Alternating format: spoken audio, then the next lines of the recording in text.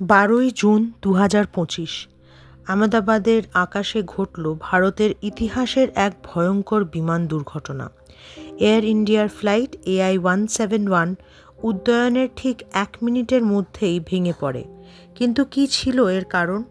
প্রাথমিক তদন্ততে উঠে এসছে কিছু তথ্য। বিমানটি মাত্র 625 ফুট উচ্চতায় উঠেই নিয়ন্ত্রণ হারিয়ে ফেলে। ধরা যাচ্ছে টেক অফের সময় ফ্ল্যাপস বা ল্যান্ডিং গিয়ার ঠিকমতো সেট করা ছিল না।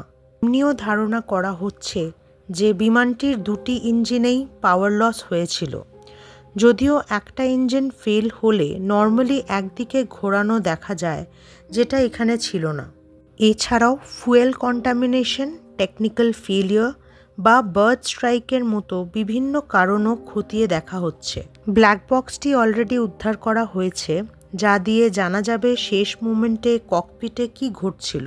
তদন্ত চলছে ভারতের DGCA, বোয়িং এবং USের NTSBর মাধ্যমে, কিন্তু ফাইনাল রিপোর্ট আসতে 1 বছর পর্যন্ত সময় লাগতে পারে। মনে রাখুন, বোয়িং 787-এর এটা প্রথম ফেটাল ক্র্যাশ, যা পুরো ওয়ার্ল্ডে চিন্তা উৎপন্ন করেছে।